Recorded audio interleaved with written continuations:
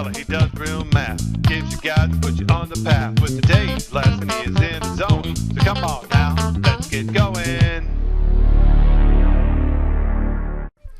Howdy, Math Fella here with a tutorial on quadratic factoring.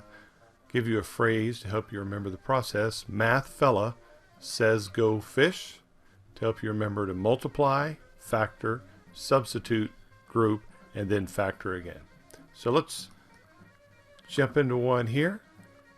First thing we do is multiply 12 times the negative 9.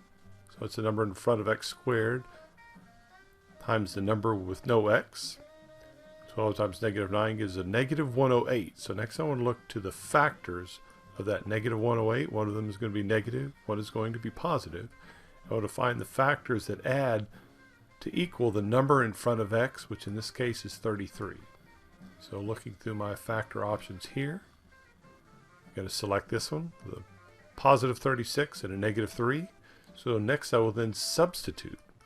Go back to my original equation with this 33 and substitute a 36x and a negative 3x. Again, order doesn't matter here. I can do the negative 3x first.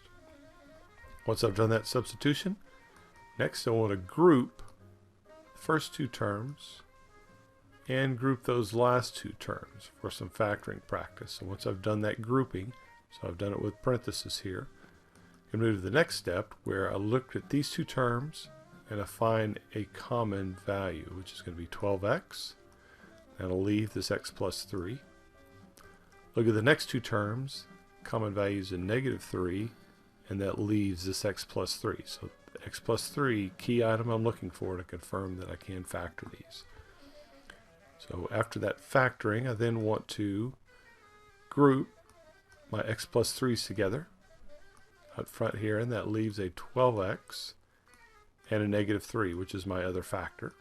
Again, with quadratics, I can check my work by multiplying these two factors. X here, x times a negative 3 gives me my first two terms. 3 times 12 puts me here. And 3 times a negative 3 gives me the negative 9. Next, I want to combine those middle terms. Combine the middle terms, and it yields the original equation I started with. So I had a good methodology for factoring this equation. Next challenge is for you to use that methodology on this quadratic to determine the two factors. So if you want to go back through MFSGF or Math Fella Says Go Fish, go back through those steps to factor this equation. Once you believe you have that, roll on to the next page where you have the key to check your work. Okay, let's roll on to the next page. Here's your starting equation. Look to substitute a negative 42 and a positive 3 to get to this negative 39. Group these first two terms as a 3x common. Group the next two terms, got a negative 21 common.